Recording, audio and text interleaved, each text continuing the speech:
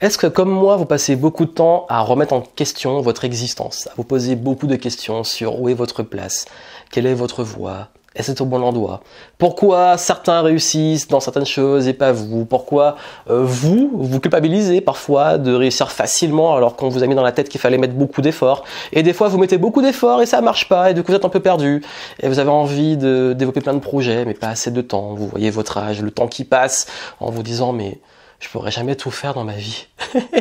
Ça fait beaucoup, hein. C'est ce qu'on appelle la charge mentale existentielle.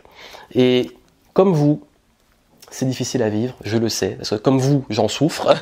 Et j'ai envie de partager avec vous des astuces pour se libérer de cette charge mentale et vivre en étant beaucoup plus apaisé. Oui.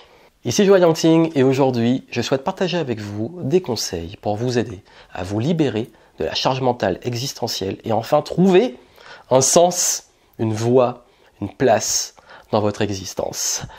Gros sujet philosophique, n'est-ce pas? Sur ma chaîne YouTube, je parle souvent d'entrepreneuriat. Je parle aussi de profils atypiques, que ce soit les multipotentiels, les hauts potentiels. J'ai parlé aussi d'introversion, d'hypersensibilité. Des profils qui ne sont pas toujours valorisés par la société, ou des profils qui se sentent un peu exclus.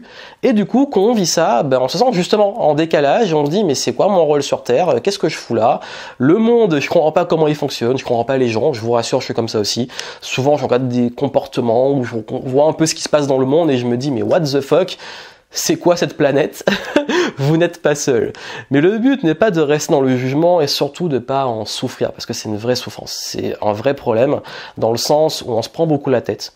On endort mal, on devient aussi un peu parfois aigri, ou parfois on a tendance à diaboliser, à juger par rapport à ça, et c'est dommage. C'est dommage parce que notre vie, on en a qu'une, et on a envie de bien la remplir. Et dès qu'on se dit ça, on se dit, mais mince, j'ai pas assez de temps en fait. Mon temps est limité et je sais même pas combien de temps je serai là. Ça m'est arrivé quand j'ai passé la barre des 35 et que j'ai réalisé que j'allais bientôt aller à l'âge de 36, qui est en fait, moi je fonctionne beaucoup sur le calendrier lunaire, qu'on dit calendrier chinois, donc l'astrologie chinoise, entre guillemets, c'est pas que les Chinois qui le font, mais bref, qui est basé sur les signes, donc les signes, moi je suis lièvre, et 36 ans, ce sera l'année du lièvre. Et ça veut dire que là, ce sera mon 3e cycle de 12 ans. Ça m'a mis un coup de vieux, et je me suis dit, oulala, mais t'étais où au 24 ? T'étais où quand t'avais 12 ans? Et je réalise, et c'est vrai que ces cycles de 12 ans m'ont fait prendre conscience que, il m'en reste pas beaucoup, et que les prochains, ce sera pas au même âge. Et j'ai remis en cause mon existence, et je me suis dit, bon, t'es arrivé là, c'est cool, et maintenant, qu'est-ce que tu fais de ta vie? Aujourd'hui, j'ai une bonne situation, j'ai un business qui me fait kiffer, même s'il y a des points que je fais toujours évoluer parce que je me lasse très vite. Il y a également pas mal de choses que j'ai envie de développer, mais je me dis est-ce que j'aurai le temps? Il y a aussi dans ma vie personnelle des choses qui se passent qui font que je ne peux plus faire les mêmes choses que quand j'avais 24 ans. Et tout ça m'a amené à comprendre une chose, c'est que de toute façon, j'ai fait un gros lâcher-prise. Et ça, vous devez le faire. C'est que il y a peut-être des choses dans ma vie que j'aurai pas le temps de faire ou que je ferai pas. Et c'est ok. C'est ok parce que j'ai relativisé aussi sur un concept clé qui est ce qu'on appelle le prime, l'âge où on est au top. Et chez les sportifs, il paraît que c'est autour de 26-27 ans. D'ailleurs, c'est après, il y a souvent un déclin ou autre. Mais c'est pas forcément vrai parce que quand je vois des joueurs comme Cristiano Ronaldo et tout, qui ont presque mon âge, je me dis waouh, il y a quand même un truc. Mais surtout, en fait, j'ai compris que oui, on peut avoir un prime en termes d'énergie ou de forme physique, mais on a aussi un prime en termes d'état d'esprit et d'expérience. Et dans la vie, l'avantage, c'est qu'on gagne en expérience. Et ça, je l'ai remarqué dans le sport. J'ai fait du foot pendant des années, et encore aujourd'hui, je fais des foot avec des amis. Et avant, moi, ma règle, c'était je partais en courant, et ma force, c'était la vitesse. Sauf qu'après plusieurs problèmes de genoux et de blessures et tout, je suis quand même toujours assez rapide, mais pas autant qu'avant, ce qui fait que c'est plus du tout ma force. Et surtout, je joue différemment. Je joue avec ma tête, je joue avec du positionnement, du placement. Pareil en basket. Avant, je pouvais compenser ma petite taille par la vitesse, par l'explosivité, par les placements et tout. Aujourd'hui, bon, maintenant, la vitesse et tout ça, c'est un peu plus compliqué. Je joue beaucoup plus par mon expérience, ma vision du jeu. Et dans le business, c'est exactement pareil. C'est qu'avant, je pouvais exécuter, charbonner, travailler dur. Aujourd'hui, j'utilise beaucoup plus de l'effet levier. J'utilise beaucoup plus du recul, de l'expérience, de l'intuition. J'utilise aussi beaucoup plus le levier du recrutement. Avoir des talents, des jeunes aussi qui vont apporter la fraîcheur que je n'ai plus. Mais en fait, je dis ça, je suis pas vieux non plus. Mais en fait, pourquoi je vous dis ça? Parce que c'est aussi important, quand on a cette charge mentale existentielle, de se dire, bon ok, il y a peut-être des choses, parce qu'on culpabilise, que je ne peux plus faire ou que je n'ai plus envie de faire, parce qu'il y a aussi des choses qu'on ne veut plus faire.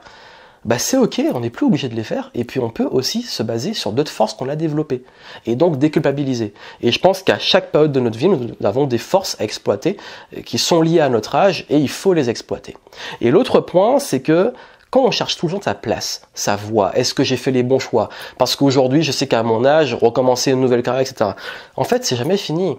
Il y a des personnes qui, à 40, 50 ans, créent leur business ou créent une nouvelle carrière. Des personnes qui mettent des années avant de réussir. Des personnes, en fait, qui reprennent aussi d'autres activités ou même d'autres sports à un âge différent. C'est ok. Pour moi, il n'y a pas de règle, si ce n'est, bon, à part le sport, bien entendu, c'est un peu plus compliqué. Mais je parle dans la vie en général, en fait, il faut arrêter de se comparer à tout ce qu'on voit, ou de culpabiliser, parce que pour moi, tant qu'il y a du temps, tout est possible. On sous-estime ce qu'on est capable de faire en 1 an, en 2 ans, 3 ans, 4 ans, 5 ans. Et on surestime tout ce qu'on va faire dans notre vie. C'est très subtil. On sous-estime ce qu'on peut faire en 5 ans, on surestime ce qu'on peut faire dans toute une vie. Ce qui veut dire qu'on doit lâcher prise sur le fait de vouloir tout faire et tout, cocher des bucket lists parce qu'on va se mettre une pression et se dire moi je suis là et je vois la montagne, versus en 5 ans mais on peut accomplir tellement de choses. Bah, du coup, ça, c'est quoi la leçon derrière? C'est de ramener les choses sur du court terme ou du moyen terme et se dire bon ok, c'est quoi mes priorités? C'est quoi qui est vraiment important pour moi là? C'est sur quoi j'ai envie de mettre mon focus sur cette année, ces 2 prochaines années, ces 3 prochaines années. Vraiment, jusque-là, je suis arrivé en ayant fait des choses qui aujourd'hui, pour certaines, ne me plaisent plus du tout. D'autres me plaisent toujours autant, voire plus. Et surtout, j'ai développé des forces que je n'avais pas avant, que je peux exploiter aujourd'hui. Et j'ai perdu des forces que j'avais avant, que je n'ai plus aujourd'hui, ou que j'ai plus envie d'exploiter aujourd'hui. Ce qui fait que c'est ok de commencer une nouvelle carrière maintenant, c'est ok d'avoir de nouvelles activités, de nouveaux projets. La pire chose à faire, c'est de rester dans un fonctionnement qui ne nous convient plus. Dans le business, c'est très flagrant. Et c'est l'expérience que j'ai vécue. C'est qu'on peut avoir bâti un business dans lequel aujourd'hui on ne se sent plus bien, plus à sa place, plus peut-être passionné ou plus dans nos forces, plus dans nos passions. Il n'y a plus la flamme. Ben c'est ok, il faut apprendre à bouger, à changer. Comme on peut aussi, à cause de ça, attirer une clientèle avec qui on n'est plus aligné. Et cette clientèle, l'ancien nous l'attire, mais c'est plus nous et du coup on n'est plus épanoui dans le business. C'est ce que j'ai vécu et c'est ce qui a fait que alors, tous les 3 ans, c'est un peu ce que je vis. C'est ce qui a fait que j'évolue avec mon business. Ça veut dire que mes projets, ma carrière, tout ce qu'il y a autour évolue avec qui je suis. Parce que ma place, elle n'est pas figée. Ma voix, elle n'est pas figée.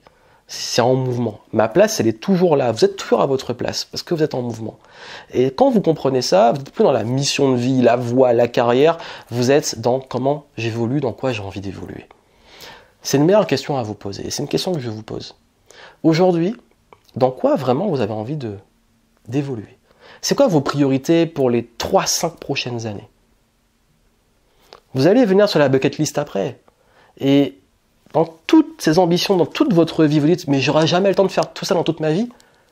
Prenez les 3 qui vous font le plus vibrer. Et dites-vous, ces 3-là, ça va être mon focus des 3 prochaines années. Tout votre parcours, vos expériences, vos projets que vous avez eu avant, vous a amené là. Et tout ce que vous allez faire maintenant, on vous a amené autre part. Et c'est ça aussi, ça nous fait peur, les questions existentielles, l'incertitude et tout, mais c'est ce qui fait aussi la magie de la vie. Parce que si on savait tout d'avance, ce serait pas drôle. L'incertitude, la magie, la découverte, la surprise, les moments difficiles qui laissent place à des moments agréables, les moments agréables qui ensuite ont des moments difficiles, c'est ça la vie. Et c'est ça qui fait aussi la richesse et la beauté de la vie. Et je pense qu'à trop vouloir contrôler tout ça, on se perd. Et si on lâchait prise, qu'on se focalisait sur ce qui est important pour nous, et qu'on se laissait un peu porter par le flot de la vie, qu'est-ce qui se passerait? C'est ma philosophie aujourd'hui. C'est que je pioche, je trie, je mets des priorités, mais je lâche prise et je fais confiance à ce qui se passe. Faites-vous confiance, faites confiance au process et surtout, continuez de kiffer les games. Vivez votre vie à fond et laissez faire la magie de la vie. À très bientôt.